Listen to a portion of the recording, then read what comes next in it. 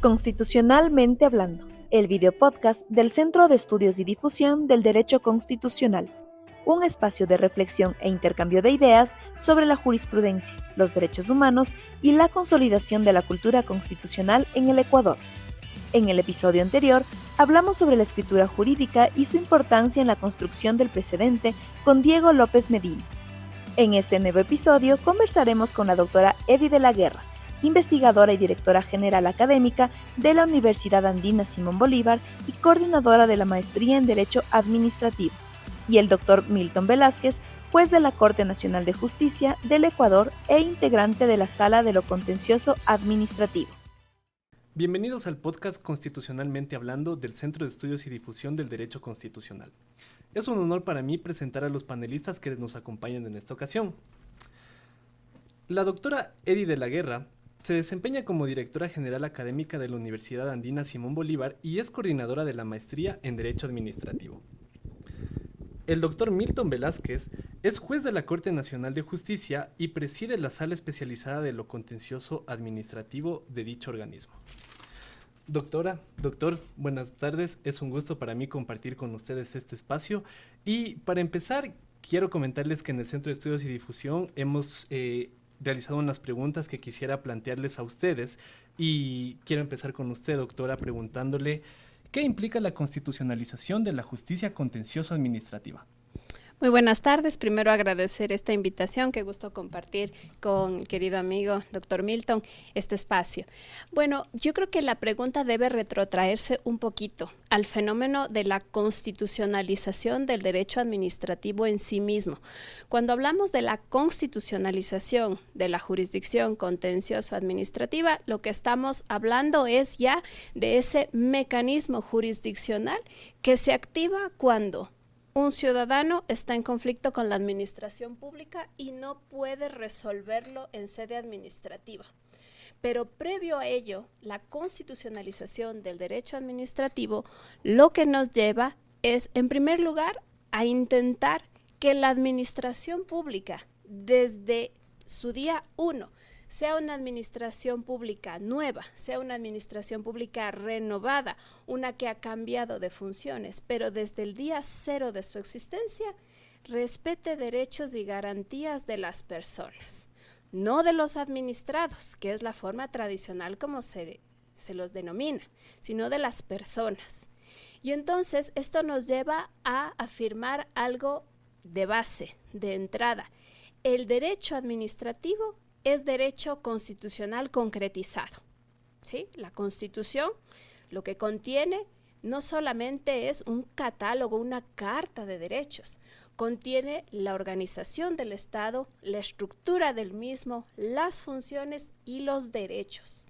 Entonces, si la administración pública garantiza desde su primer momento de actuación los derechos de las personas, entonces no se necesitaría de la justicia constitucional y no se necesitaría de la jurisdicción contencioso administrativa. Entonces, lo que sucede es que la jurisdicción contencioso administrativa se requiere para que en el momento en que Estado y administrado no se pongan de acuerdo, un juez especializado, y ahí viene la constitucionalización, que tenga en mente que primero están los derechos, que para eso están las garantías, le diga al ciudadano administrado, en este caso particular, usted está esperando algo del Estado que no se lo puede dar o que no se lo va a dar porque estos son los parámetros constitucionales. Pero lo que es más importante, le va a decir al Estado, usted Estado no garantizó este derecho. Usted Estado debió precautelar este interés. Usted Estado está vulnerando derechos, lo que es aún más grave, ¿no es cierto? Y entonces ahí están los ámbitos de cuándo actúa la jurisdicción contenciosa administrativa, que en eso Milton es mucho más experto que yo, y cuándo está el juez constitucional para decirle al Estado, oiga, a usted le va a tocar hasta reparar, ¿verdad? Entonces, primero de base hay que entender que el derecho administrativo no es otra cosa que derecho constitucional concretizado. Y teniendo eso claro, ya sabemos cuándo entra o cuándo debe o no entrar, y esto depende mucho de la Constitución, la norma que esté vigente, ese juez especializado y luego cuándo entra el juez constitucional. Muchísimas gracias, doctora. Esto del derecho administrativo concretizado, que es el derecho constitucional, es parecido a aquel adagio popular en derecho de que un constitucionalista, un administrativista es un constitucionalista con los pies en la tierra, ¿no? Eh, en este sentido, doctor Velázquez, quisiera preguntarle, ¿qué diferencias podemos encontrar entre la justicia constitucional y la justicia contenciosa administrativa? Por favor. Bueno, pues en primer lugar quiero agradecer muchísimo la invitación hecha por el SEDEC. Para mí siempre un placer poder volver a estos espacios y desde luego pues compartir con la doctora Eddy de la Guerra este espacio y con su conducción, Steven. Bueno, yo creo que para ver las diferencias tenemos que partir de una muy gran similitud. Y la gran similitud implica que la visión del juez constitucional y del juez contencioso administrativa radica en un punto bifocal. El primero, esto que hemos hablado, esta tutela de derechos, justamente esta idea de acercar, superar la visión de súbdito y superar la visión de administrado a la visión de persona, como justamente comentaba Eddy en este punto. Pero además de esta visión de tutelar al ciudadano, adicionalmente a esto, en nuestro diseño de frenos y contrapesos, la justicia contenciosa administrativa, la contenciosa tributaria y la justicia constitucional juegan como una suerte de mecanismo de frenos y contrapesos. Es decir, terminan siendo un mecanismo de control adicional de otros poderes del Estado, en el ejercicio de lo que hemos denominado históricamente función administrativa para criterios más técnicos. No obstante, y aquí vienen las primeras diferencias, la justicia constitucional tiene un objeto que no se adentra tanto a estas concepciones clásicas, toda actuación pública no judicial, para poner el ejemplo de la garantía más famosa, la acción de protección. En cambio, en el derecho administrativo, teniendo en cuenta sus antecedentes históricos, estas conceptualizaciones son bastante más frecuentes. Y yo creo que este es un primer tema que hay que abordar, porque, ojo, las conceptualizaciones, el catálogo de categorías que existen en el derecho público son bastante útiles y generalmente tratamos los mismos temas con denominaciones diferentes. Por ejemplo, si uno compara el derecho anglosajón con el derecho continental europeo, las cuestiones de gobierno del derecho continental europeo, los actos políticos no justiciables del derecho anglosajón. Es decir, las categorías están para describir fenómenos, pero a veces, y esto sí es un tema, a veces nos concentramos demasiado en las categorías y esto hace que problemas trascendentales no los atendamos por consideraciones de carácter formal. Yo creo que un primer detalle que podríamos decir diferencia a la justicia contenciosa administrativa de la justicia constitucional es que ambas manejan un sistema de categorías distinto, pero que está muy interrelacionado. Entonces, el gran reto para los juristas de ambas orillas es tratar de acercar estos conceptos para determinaciones comunes, para lograr determinaciones o lograr resolver de manera común ciertos problemas. Otro segundo gran tema, aparte de los conceptos o de las categorías, que puede ser un inconveniente de carácter técnico, definitivamente está relacionado en el nivel de debate que requiere una y otra jurisdicción. La justicia contenciosa administrativa, desde sus inicios, desde la visión de Consejo de Estado clásico, habíamos tenido la oportunidad de hablar un poco con Jesús al respecto. Era una visión de control y de un control con cierta pausa, ¿no? Esta frase de las cosas de palacio van despacio. Pero ojo, la justicia constitucional y justamente la idea que nos propone la Convención Americana de Derechos Humanos, un recurso efectivo que logre con cierta celeridad enfrentar ciertos problemas para evitar mayores consecuencias, da una impronta distinta a cada una. La justicia ordinaria, en este punto, tiene un enfoque de más ralentización, porque en efecto ciertas discusiones requieren un mayor debate, una mayor prueba, un mayor detalle técnico. Pero desde luego la justicia constitucional está enfocada sobre todo las garantías para otra actuación, es decir, para tratar de mitigar daños ya realizados a derechos fundamentales o para evitar su consecución. Entonces, esta impronta entre pausa y rapidez también es otro detalle importante. Pero, ¿por qué menciono temas que parecerían tangenciales? Porque en el fondo es el mismo objeto, o si no el mismo, un objeto muy similar, el que está enfocado para ambas jurisdicciones. Ambas pretenden proteger de las actuaciones de la administración, tanto a los ciudadanos, pero de las actuaciones de la administración que pueden ser arbitrarias o contrarias a derechos fundamentales, incluso siendo adecuadas a la lectura del interés público. Y este dato es súper trascendental. Ambas buscan el equilibrio entre el interés general y el interés particular en juego. Entonces, el gran punto es, si ambas tienen un objeto tan común como actuaciones públicas, actuaciones de la administración pública, y si adicionalmente ambas tienen una misma finalidad, que vendría a ser este equilibrio entre interés general e interés particular, ¿por qué una orilla u otra la enfrentan de manera distinta y tienen herramientas distintas para darle atención al ciudadano usuario? Desde luego que esto tiene explicación histórica. Es decir, la visión o la creación del constituyente de Montecristi que se fue desarrollando ha resultado en ciertos aspectos ser bastante, si podríamos decirlo, exitosa en el sentido de que la ciudadanía acude a ella, porque a ver, si no fuera exitoso no acudirían, para empezar. Pero segundo, ha sido bastante más aprehensible para el jurista promedio. Es decir, el jurista promedio puede manejar el nivel de herramientas que plantean las garantías jurisdiccionales.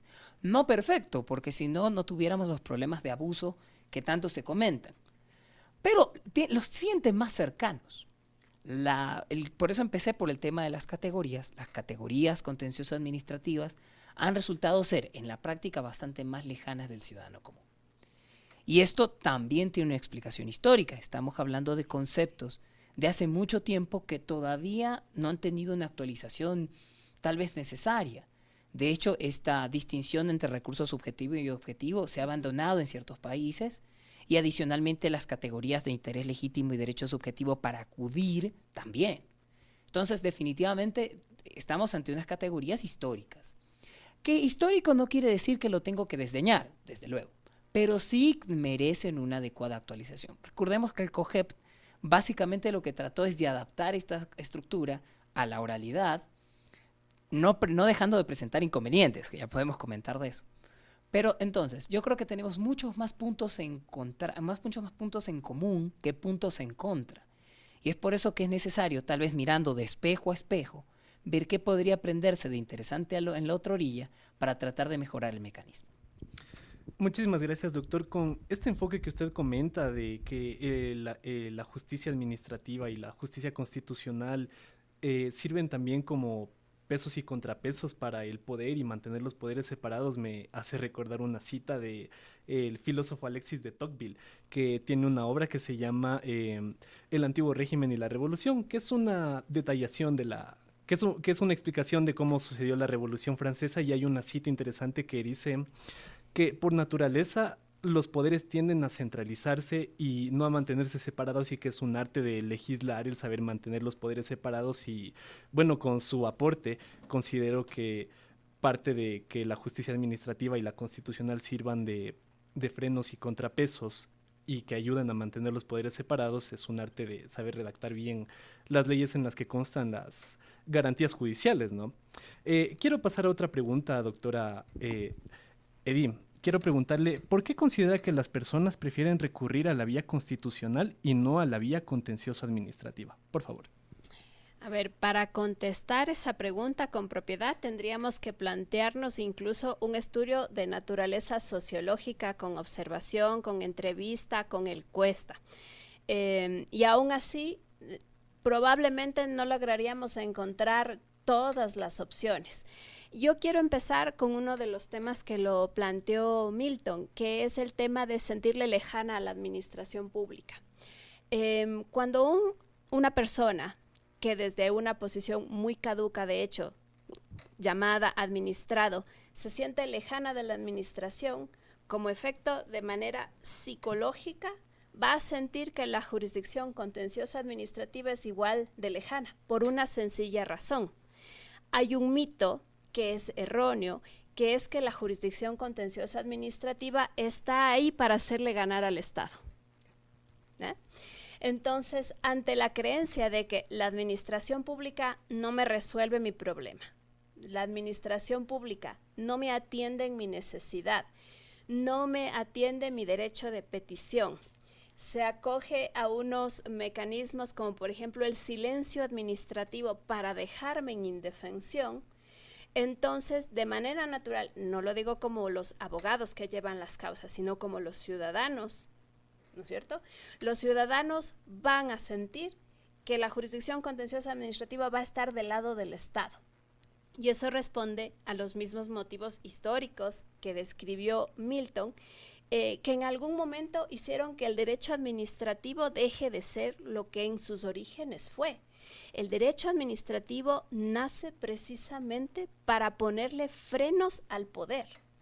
Nace para garantizar los derechos de los ciudadanos y durante todo el periodo de Revolución Francesa, aunque hubieron muertos de por medio, muchos procesos conflictivos, las tres constituciones de ese periodo, las tres coincidían en que se debía garantizar más y mejor los derechos. Entonces, el derecho administrativo en sí mismo no es el derecho del Estado, no es el derecho que garantiza que el Estado pueda utilizar el poder, es un derecho administrativo que ha de ponerle límites, porque el poder se ejerce por personas y eso hace que el poder pueda abusarse del mismo o pueda desviarse. Y ahí es cuando entran los principios de legalidad, el de seguridad jurídica, el de interdicción de la arbitrariedad. Pero si el ciudadano, si la persona no se siente asistida de derechos en sede administrativa, va a llegar a pensar que la jurisdicción contenciosa administrativa no le va a ayudar. Y entonces de manera natural va a pensar en el juez constitucional. Pónganse ustedes en el rol de un tema muy normal que puede ser un conflicto entre vecinos por una reunión pública. Unos van a argumentar y van a decir, es mi derecho constitucional la libertad de reunirme. Y el otro le va a decir, sí, pero en la ordenanza municipal le dice, de acuerdo a la cantidad de gente, dónde pueden reunirse, qué permisos tienen que obtener.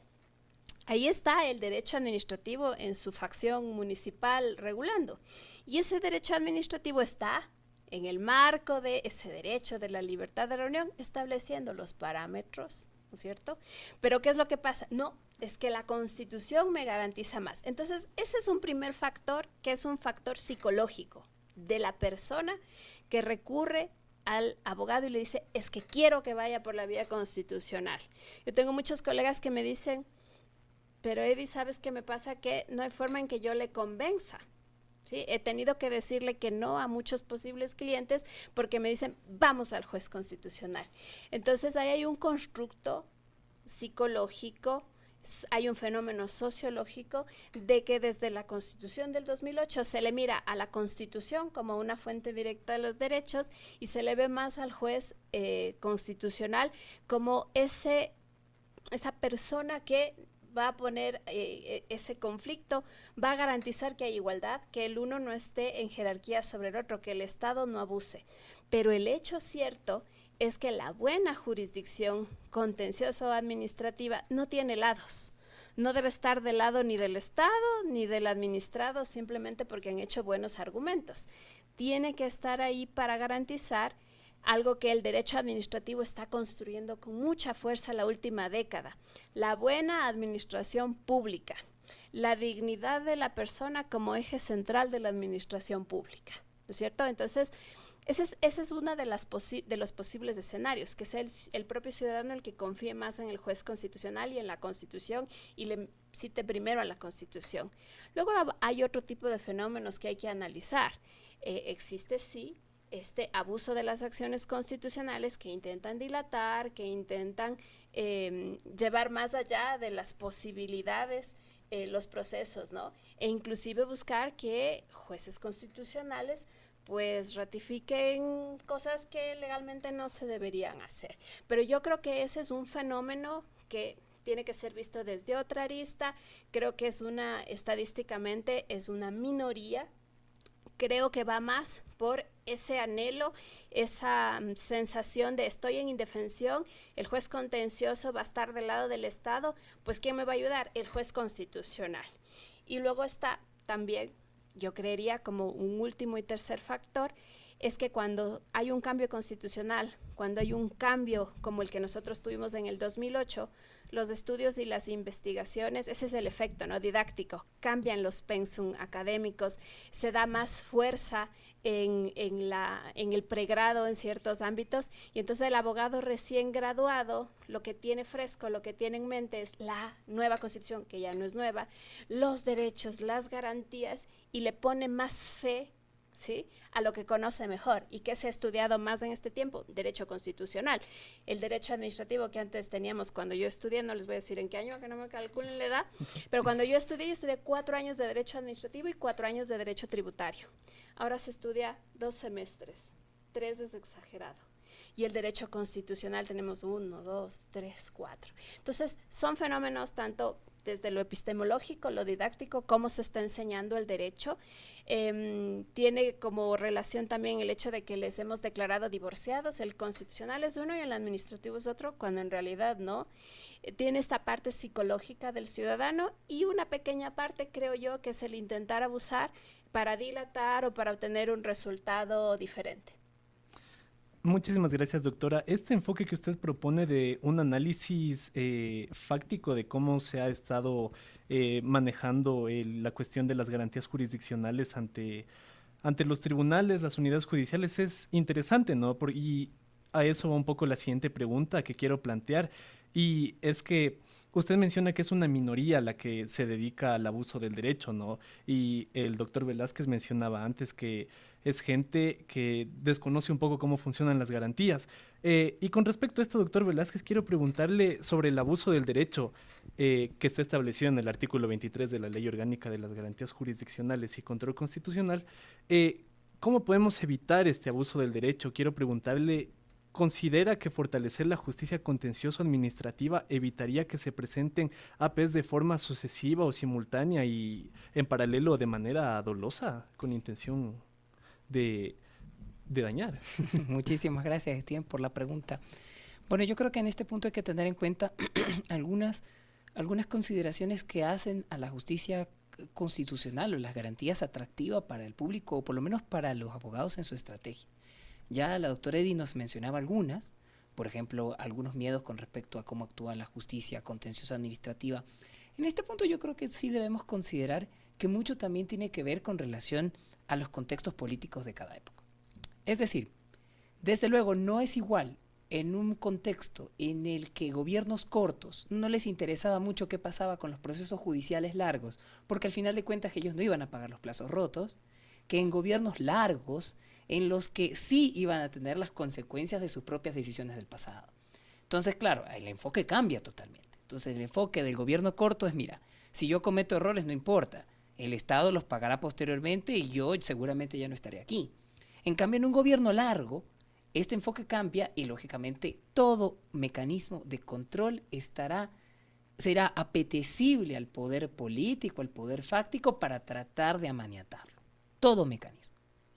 Y ojo, también un tema adicional en ese contexto, los niveles de independencia judicial, de percepción de la independencia en nuestros países y en el nuestro concretamente son bajos y tienden a la baja. O sea, los informes del Latinobarómetro todos apuntan a que estamos en un desencanto de las instituciones y entre ellas la institución judicial, tal vez menos desencantados que con el Parlamento o con los ejecutivos, pero eso también es coyuntural.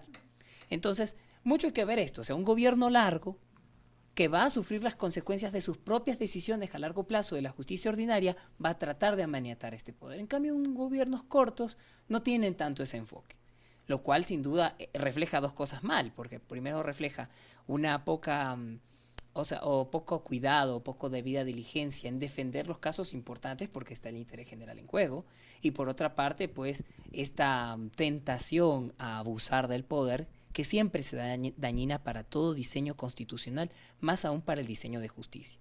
Pensemos un poco en el tráfico vehicular. Por ejemplo, quienes venimos de las provincias, que venimos a trabajar aquí a Quito y a vivir acá, nos damos cuenta, pues, desde luego, del terrible tráfico de esta ciudad. Pero piense, ¿qué hace que una persona, 5 o 6 personas que estamos en esta sala en este momento, salgamos cada uno en nuestro propio vehículo? Por lo tanto, colapsamos la calle. Entonces, si logramos hacer fórmulas de incentivo que eviten a todas las personas tomar el vehículo, pues bueno, ahí lograremos que más personas tomen transporte público, o que tomen el actual metro, o que tomen alguna otra alternativa, o en las alternativas saludables tipo tomar una bicicleta, etcétera, etcétera. Es decir, con esa misma visión, tendríamos que construir una justicia ordinaria que trate de desalentar el uso de la justicia constitucional, salvo para casos evidentemente graves que requieran una actuación inmediata. Porque desde luego, la celeridad de la justicia constitucional no va a ser superada por la justicia ordinaria, porque no está diseñada para eso. No está diseñada para una reacción rápida. Lo que podría ser un diseño es un sistema de medidas cautelares que permita precaver daños eventuales por la demora del proceso judicial ordinario. Entonces, un primer punto, un diseño de medidas cautelares en lo ordinario. Actualmente tenemos la suspensión del acto administrativo como única medida y en eso perdimos una oportunidad tremenda en el COGEP, en el año 2009. Perdimos una oportunidad de tener un abanico mayor de medidas cautelares, pero bueno. Entonces, una fórmula que desalentaría sería, bueno, si yo puedo obtener la misma pausa en los efectos de la decisión pública que puedo obtener en las garantías y tengo más espacio para armar o rearmar estrategia, tal vez la justicia ordinaria pueda ser atractiva. 2, el tema de la reparación. La jurisprudencia constitucional ha sido bastante prolífica en indicar el juez de garantías tiene las posibilidades de verificar las fórmulas de reparación más adecuadas al daño, y esto es sano porque a veces el que propone la acción no tiene mucha idea de cómo repararle mejor. A veces se van por la clásica, algún tipo de reparación económica o algún tipo de reparación suspensiva o que retrotraiga los efectos. Pero existe un abanico de otras formas de reparación. Y desde luego, el juez constitucional tiene una herramienta que el contencioso no la tiene, al menos no la tiene de manera literal. Existen algunos fallos, por ejemplo, el histórico fallo de Andrade contra Emel Manaví, de responsabilidad del Estado, que se estableció una fórmula de reparación, de manera, me parece que era un fideicomiso, que no fue exactamente la pedida por las partes en la demanda. Pero estos son casos raros, ¿no? La generalidad es el principio de congruencia puro y duro, tú me pediste esto y esto te doy. Entonces, lograr unas herramientas que permitan mayores fórmulas de reparación también podría hacerlo atractivo. Es decir, yo espero, no voy con la vorágine de las garantías y puedo obtener fórmulas de reparación parecidas. Entonces, yo creo que este es un poco el juego que hay que realizar, pero nunca, por más que hagamos estos puntos, podremos superar un gran problema de las justicias de derecho público, la distritalización. Una cosa que hace atractivo al persona ir a la garantía jurisdiccional es porque la tiene no a la vuelta de la esquina, pero sí en la unidad judicial más cercana. Justicia de proximidad. La idea de la distritalización nace de esta idea del tribunal contencioso administrativo centralizado, que luego lo voy descentralizando, pero de a poco. Yo recuerdo que tuve la oportunidad de revisar, fíjese cómo veía la prensa en el año 92 la distritalización. Decían, no tiene sentido realizar o crear juzgados distritales, tribunales distritales de los contenciosos, porque la justicia en derecho público se da de manera preferente en la administración central, en la capital de un país. Pero ojo, estos comentarios del 92 ya han pasado 30 años y las discusiones de derecho público se dan en todo rincón de la patria. Entonces, hemos superado muchísimo esto. Por lo tanto, si ya hemos superado esto, en la que ya 5 o 6 subsedes no son suficientes, tenemos que pensar en una fórmula de romper con la distritalización. ¿Para qué? Para acercar esta justicia especializada al ciudadano. Pero claro, lograrlo implicaría un régimen o un espacio de transición complicado, que no sería sencillo. Solo, por ejemplo, me parece que actualmente el Tribunal Distrital de Quito tiene 33 jueces. ¿Cómo readecuamos a un nuevo sistema de justicia más próxima con 33 jueces con rango de jueces distritales? No son temas sencillos, pero son temas del manejo de organización, gestión y talento humano que pueden superarse con una buena planificación. Pero insisto, yo creo que la fórmula es, busquemos maneras en las que la justicia puede ser atractiva como una alternativa interesante que permita, pues, desde luego al ciudadano o al estratega, litigante, decir, bueno, tal vez la vorágine de la discusión de garantías no me sea útil para este caso, pero tengo una alternativa que tampoco es tan lenta ni está tan lejos. O sea, pensemos en una persona en el oriente, pensemos en una persona en el sur del país. Por ejemplo, el caso de Loro es paradigmático. Les queda mucho más cerca Loja, pero su tribunal distrital está en Guayaquil. Entonces, tendríamos que replantearnos la distritalización, que yo creo que es uno de los principales desalentadores de la justicia contencioso administrativa. Muchísimas gracias por su comentario, doctor. Ciertamente es la diferencia en las reglas de competencia que existen en la justicia constitucional y en la justicia administrativa, lo que podría hacer que resulte más atractivo para la ciudadanía y los usuarios de justicia acercarse a la justicia constitucional, ¿no? Pero ahora me imagino que veremos ciertos cambios por los resultados de la consulta popular y el referéndum que tuvimos recientemente. Me quedo también, me pareció interesante la cuestión de armonizar esta disuasión que se quiere hacer a los usuarios para que recurran a la justicia ordinaria y no a la constitucional, y a la vez el garantismo que es inherente a la justicia administrativa, como bien lo recordó la doctora hace unos momentos, y a la justicia constitucional. Entonces, ciertamente va a ser toda un arte de técnica legislativa, a la vez disuadir a los usuarios para acercarse a la justicia ordinaria, que también tiene los mecanismos jurídicos, solo que son un poco más demorosos por cuestiones procedimentales y también por la carga de los jueces, ¿no? Bueno, pasando a la siguiente pregunta, quiero plantearles algo a ustedes dos. Quiero preguntarles cómo se puede mejorar el procedimiento contencioso administrativo. Es decir, en cuanto a procesos, territorio, instancias, tiempos, el tipo de pretensiones que se podría presentar, etc. A lo que voy con esta pregunta es para ver si es que nos ponemos un poco creativos y tratamos de aportar a cómo podemos mejorar la diligencia del contencioso administrativo. Perfecto. Eddie. Creatividad es mi segundo nombre. No, mira. Gracias, doctor. A ver, para mí la mejor justicia especializada es aquella que tiene una cantidad razonable de procesos y tiene el tiempo razonable para poderlos manejar y para poder dar una respuesta oportuna. Entonces, uno de los mejores mecanismos que hoy en día podemos hacer para fortalecer la justicia especializada en sí misma es no sobrecargarla.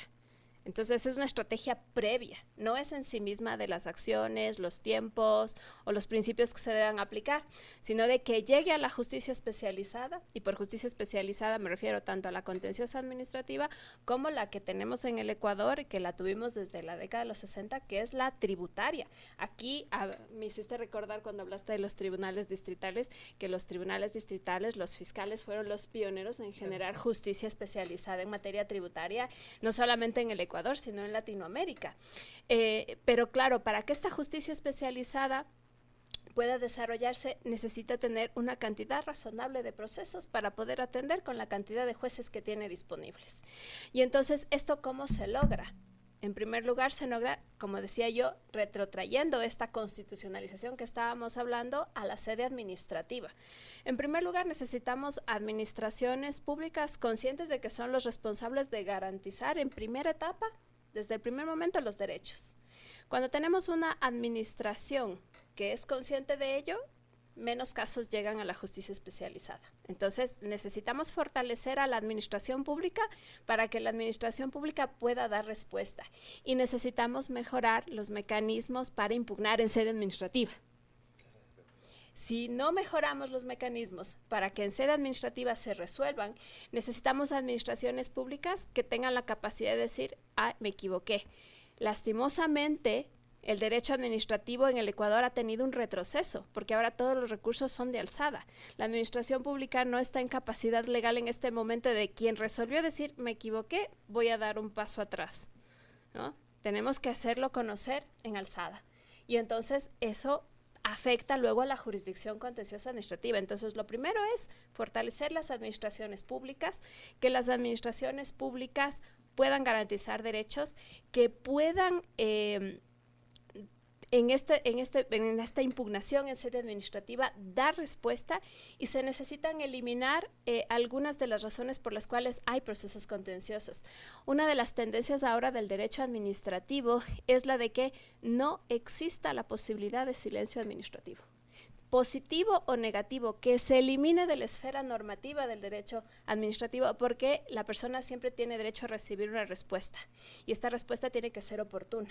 Entonces, cuando corregimos, digamos que varios de los errores que se pueden cometer en la administración pública, en los procedimientos administrativos, evitamos que haya ya excesos y que lleguen una sobrecarga de casos a la jurisdicción contenciosa administrativa. Y una vez que estamos en este espacio ya de la jurisdicción contenciosa administrativa, necesitamos trabajar en algunos frentes, que esto viene de técnica legislativa. Es muy fácil decirle al legislador, sí, la celeridad procesal, pero vamos, ¿cómo eso se traduce en la realidad? Claro. Entonces, no es solo cuestión de técnica legislativa, sino que quien está elaborando la norma, quien está en revisión de la norma, le conozca a la administración pública y conozca las capacidades y conozca los tiempos de respuesta. En esto, aunque no parezca, la matemática es sumamente importante. ¿Cuántos casos tengo? ¿Cuántos jueces tengo? ¿Cuánto tiempo tengo para resolver? ¿Me alcanza? Si no me alcanza, si la matemática me dice que humanamente estos jueces, y hagamos de cuenta que todos los jueces están capacitados, que todos conocen, que todos tienen mucho más conocimiento de la reparación de lo que actualmente tienen. Hagamos de cuenta que todo eso es favorable. Si matemáticamente no tengo jueces en cantidad suficiente, si los tiempos están demorados, entonces tengo que hacer una reforma estructural. ¿Será que necesito más jueces? A lo mejor. ¿Y será que necesito que estén más cerca? Definitivamente. Definitivamente. Entonces necesitamos trabajar en una reforma estructural que acerque a la justicia, ¿no es cierto? Y que cuando ya estemos ahí, la respuesta sea oportuna. Y que ya se solucionen los conflictos entre ciudadano, administrado y administración pública. De tal forma que la justicia constitucional atienda los casos particulares, que tenga el tiempo suficiente para sentar maravillosos precedentes, que le doten de contenido a los principios que a veces vienen vacíos, ¿no? Te lo ponen en la Constitución, como la suficiencia recaudatoria en materia tributaria, y luego le toca al juez constitucional, bueno, ¿qué es suficiencia? ¿Qué es recaudación? ¿Y para qué sirve? ¿Dónde está la justicia en este principio?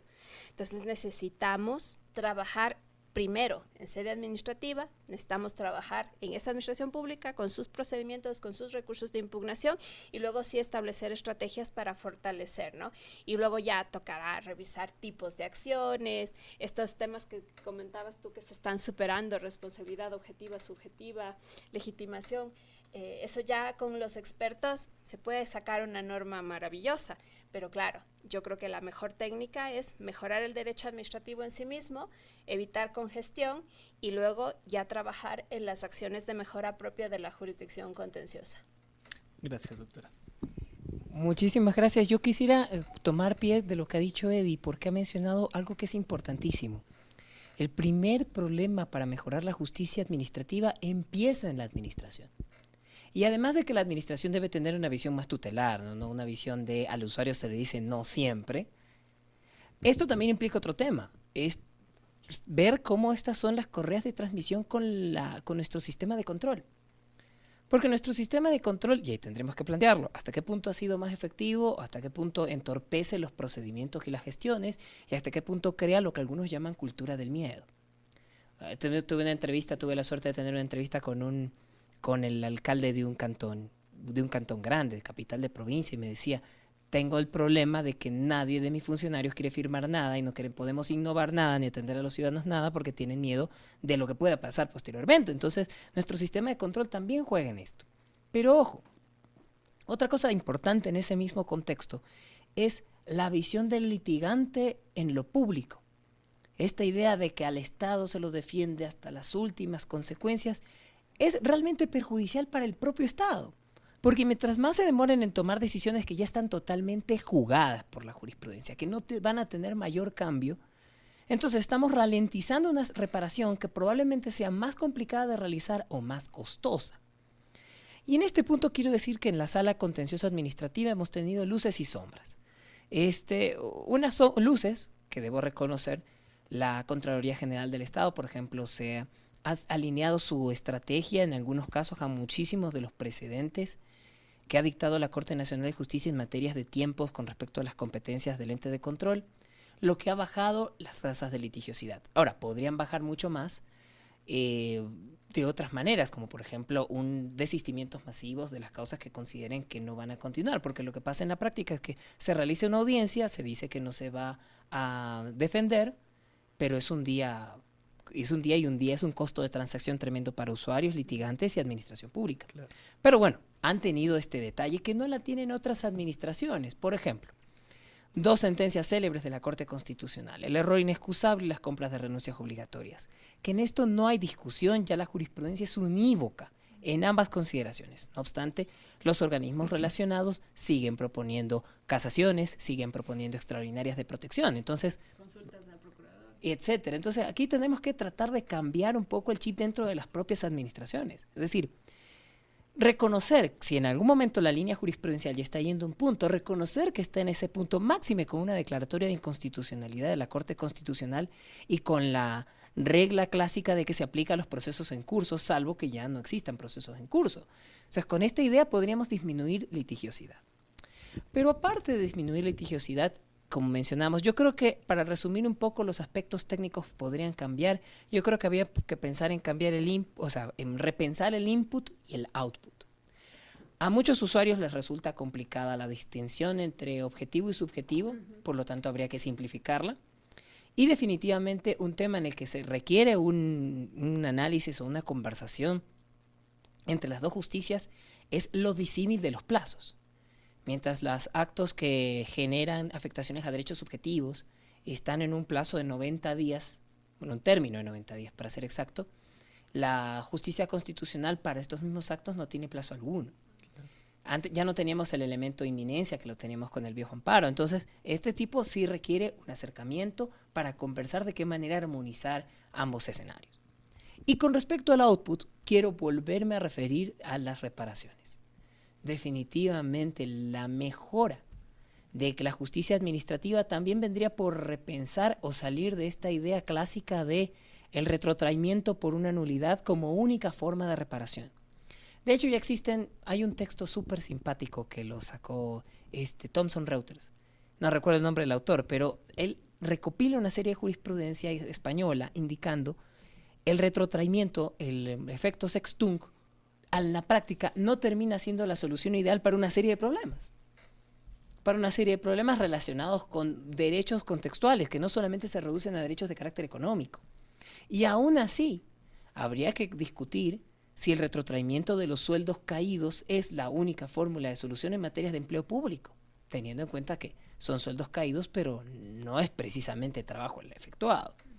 Entonces, yo creo que repensar este ingreso y esta salida puede ser súper útil, pero insisto, podemos crear o diseñar el mejor sistema, pero será imprescindible que exista voluntad de una serie de actores, voluntad política, voluntad burocrática, voluntad también de los gremios de profesionales, voluntad de la justicia. Se requiere unir este grupo de voluntades.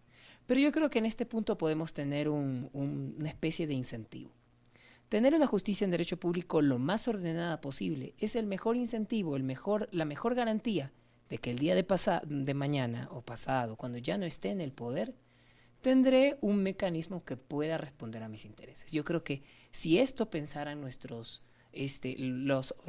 autoridades que toman decisiones de alta trascendencia, podríamos diseñar mecanismos más efectivos. Muchísimas gracias por sus valiosos aportes.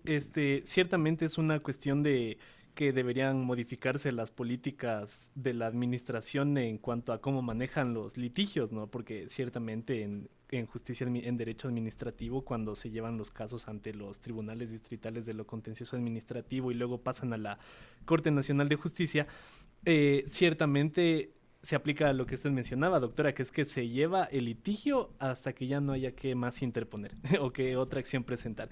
Es interesante esto de la reducción de las acciones. Yo quiero hacerles una última pregunta, que por favor me compartan sus consideraciones respecto del último proceso democrático que tuvimos, en el cual se crearon las judicaturas especializadas en materia constitucional. Y lo que quisiera preguntarles es, en la doctrina se ha hablado antes ya, desde hace años, de esta constitucionalización del ordenamiento jurídico, de impregnar con los principios que rigen a la Constitución a todo el andamiaje jurídico de un Estado. Quisiera preguntarles, ¿ustedes consideran que con los resultados de la última consulta y referéndum, de crear judicaturas especializadas en materia constitucional es una regresión, es un avance, se podría percibir como una escisión del derecho constitucional y el administrativo. Por favor, doctores. Bueno, yo creo que lo que tenemos es una respuesta ciudadana que evidencia que la ciudadanía está clara de que se abusan de las acciones constitucionales y que jueces que no necesariamente tienen el conocimiento o la vocación o el mandato para resolver algo, lo resuelven. Entonces, se ve que hay una tendencia de la ciudadanía a decir que me resuelva alguien que conozca. Y entonces eso es positivo desde el punto de vista de los ciudadanos que fueron a votar con el ausentismo que tuvimos, y eso también hay que ponerlo sobre la mesa, están pidiendo que quien atienda las verdaderas causas constitucionales pues sean especializados en la materia. Y eso es bueno desde el punto de vista del ciudadano, pero sí plantea muchísimos retos.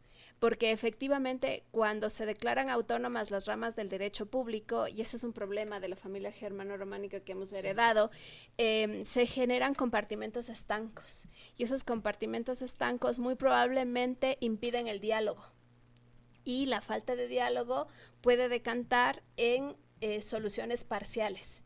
Y cuando hablamos del derecho público, una solución parcial podría estarle solucionando el problema a A o B persona que solicitó la acción, pero no necesariamente va a irradiar a todo el ordenamiento. Entonces, ante esa posibilidad que existe, se necesita tener claro que el hecho de que sean especializados quienes van a resolver ahora, por efecto de este resultado que es soberano, esto es soberanía pura y dura, ¿no? Esto es democracia hablando desde el punto de vista constitucional, no genere compartimentos estancos, que no haga que las personas que se especialicen en A o B materia se olviden de las relaciones y las interconexiones con los otros ámbitos del derecho. De hecho, ya la sola división entre público y privado ya es conflictiva, ya de por sí es conflictiva, pero si empezamos a tener constitucional y administrativo separado, estamos olvidándonos que el primer obligado a cumplir los derechos del ciudadano es la administración pública, y que el juez contencioso administrativo tiene que precautelar de que el Estado, si es que abusó, hay que decirle, usted no está en superioridad, ¿no es cierto? Pero si hablamos de la justicia constitucional, lo que estamos hablando es de un derecho vulnerado y de una reparación. Entonces, este proceso hay que llevarlo con mucho cuidado, hay que evitar los divorcios, hay que evitar las separaciones, hay que evitar que esto no solamente tenga efectos pedagógicos en la academia, porque ahora se va a estudiar ahora mucho más derecho constitucional, de cajón, Ciertamente. de cajón. Hay que garantizar que este mecanismo ponga en diálogo a los distintos tipos de ámbitos jurídicos. Uno de los ejemplos más claros de los grandes males de las autonomías se da aquí en materia penal tributaria. Hasta el día de hoy en el Ecuador, teniendo justicia especializada en materia tributaria, siempre está la duda, ¿debe ser un fiscal especializado en ilícito tributario o puede ser cualquier fiscal?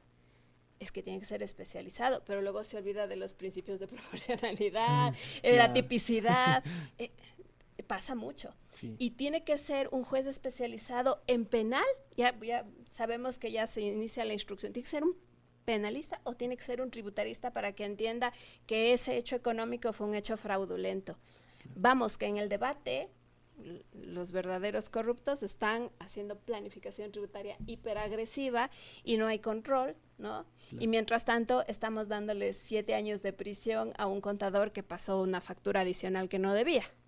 Entonces, claro, el gran riesgo que tenemos es la falta de conexión, la separación y el diálogo entre ramas del derecho que deben estar en permanente diálogo. Lo positivo es que hay una conciencia de que hay un abuso y que ese abuso de las acciones constitucionales debe parar y debe ponerse freno. Esperemos que esto tenga un buen desarrollo y nos lleve más a lo positivo que a lo negativo, pero como esto está por verse, necesitaríamos al menos, yo digo, unos 3 años para ver si hay un efecto positivo. Sí. O sea, de aquí a un año desde la implementación. Desde la implementación. Entonces estamos teorizando. Yo aspiraría a que nos vaya mejor que peor, pero... Cierto. Pasa en las películas, pasa en la realidad, no todo lo que se busca se consigue. Gracias, doctora. Yo justamente añadiendo un poco lo que decía Eddie, en efecto primero tendremos que sobrevivir un proceso que va a ser el proceso de diseño de esta judicatura especial y de llenado de las plazas. Claro. Fíjese, por ejemplo, que también se intentó, tal vez un poco con esa misma lógica, tener una justicia especializada en materia de criminalidad complicada, de criminalidad compleja. Por lo tal se crearon los jueces anticorrupción. Fue justamente la idea de tengo asimismo una especie de tropa de élite, si cabe el término, para poder tener una expertise en estos temas tan complicados. Pero desde el concurso, que fue largo, hasta su puesta en escena, hasta su arranque, pasaron una serie de inconvenientes y estamos hablando de una unidad pequeña. O sea, son pocos jueces en comparación al universo que serían los jueces de esta Judicatura Especial de Garantías Jurisdiccionales. Que también podría pasar que recurra el Consejo de la Judicatura, y sería en parte lógico por el diseño de Estado que tenemos, que tengamos jueces multicompetentes. Entonces iba a venir el que se queje y tendrá en parte razón. Dirá, pero me están creando un juez multicompetente en tal lugar, pero si yo quería un juez especializado, ahora vuelvo a lo mismo. Claro. Pero ojo, esto tampoco sería satanizable por el Consejo, porque el Consejo diseña conforme a los índices litigiosos a nivel país. Claro. Entonces, los jueces generalistas, si bien es cierto que el juez generalista así es una cuestión complicada, incluso en judicaturas consolidadas como en Estados Unidos, el juez generalista es una necesidad del sistema. Claro. Porque habrá ciertos lugares que la cantidad de litigios especializados no amerita crear un juez especializado. Entonces necesitará un generalista en algún punto. Entonces, esto es un primer detalle. Yo, aparte de esto, pienso que definitivamente hay un autor español, Francisco Sosa Wagner, que dice lo siguiente: que el juez es esta figura que si actúa mal, que si funciona mal, si la justicia funciona mal, es el espacio ideal para que los políticos intervengan diciendo, bueno, ya que la justicia no les da soluciones, yo doy solución. Y si la justicia funciona bien, pues tendremos la manera de destruirla atiborrándola de procesos para volverla lenta y que funcione mal y volver al punto anterior. Claro. Entonces, el gran problema va a ser que si yo creo justicia constitucional, y supongamos que en el mejor de los casos, en cada cantón de la República, cosa imposible, pero en cada cantón de la República o en cada 2, 3 cantones en grupos tenga un juez constitucional, los voy a atiborrar de casos. Entre acciones de protección, medidas cautelares y habeas corpus, los voy a atiborrar de casos. Si no, miro en paralelo cómo mejorar la justicia ordinaria al respecto. Desde luego que la justicia contenciosa administrativa podría ser interesante una reforma desde esta visión. Pero ojo, la justicia contenciosa administrativa, al final de cuentas, solamente tiene como reflejo 1 o 2 garantías jurisdiccionales. Claro. La acción de protección la acción de protección y las medidas cautelares, y tal vez una tercera, la acción por incumplimiento de norma. Tal vez. Pero después de esas, tenemos otra serie de jurisdicciones que también tienen estos mismos inconvenientes que van a tener este reflejo con la justicia constitucional. Entonces, insisto, si vemos de manera aislada el tema, funcionará tal vez un día, tal vez 2, pero después se va a colapsar. Pasó ya tenemos que aprender un poco del pasado. La justicia oral en materia laboral, cuando se creó, al poco tiempo colapsó y tuvieron que verse mecanismos. Y del mismo modo tendremos que ver estas enseñanzas para lo que viene adicionalmente. Pero en esto yo quiero cerrar mi idea con algo que dijo la doctora Eddy. Nos falta más investigación empírica con respecto a este problema, a los aspectos sociológicos alrededor, porque esto incide además en los índices de litigiosidad a nivel país. Como se litiga en la costa, no se litiga en la Sierra Centro, ni en la Sierra Norte, ni se litiga en el Oriente. Entonces necesitamos tener estos insumos, siendo que la judicatura tiene departamentos jurimétricos que crean esto, pero la academia tiene que involucrarse. Porque, ojo, yo recuerdo que había este famoso estudio de la doctora Storini, que hizo la Andina con respecto a la acción de protección de hace varios años, con información empírica buenísima. Pero ojo, este tipo de estudios tienen que ser más constantes. Claro. Tienen que ser más constantes. Tal vez haya uno nuevo, y entiendo yo que el SEDEC maneja un montón de temas relacionados, pero en esto la academia tiene que involucrarse. Claro. Porque, ojo, Todo esto alrededor de los índices de litigiosidad, de cómo inciden los aspectos de pobreza o de industrialización o no industrialización en ciertos sectores, inciden en el litigio.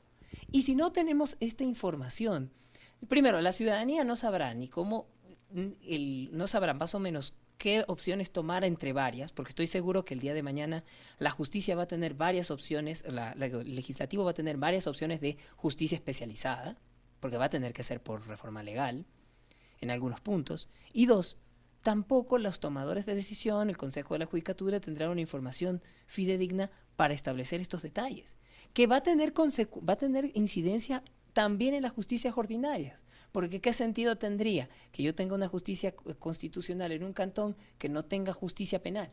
O que tenga justicia penal en otro cantón un poco más lejano. Claro. Entonces, yo creo que los estudios en temas, o sea, estudios empíricos con evidencia en temas relacionados con la administración de justicia es necesarísimo. Y en nuestro país, la investigación jurídica se concentra más en la investigación del eje data o del eje ferenda. Es un reto grande para quienes nos dedicamos a esto. Sí. Pero bueno, habrá que adaptar nuestras metodologías, habrá que adecuarnos a estas nuevas corrientes, porque definitivamente es eso o en 3 años lamentar el caos.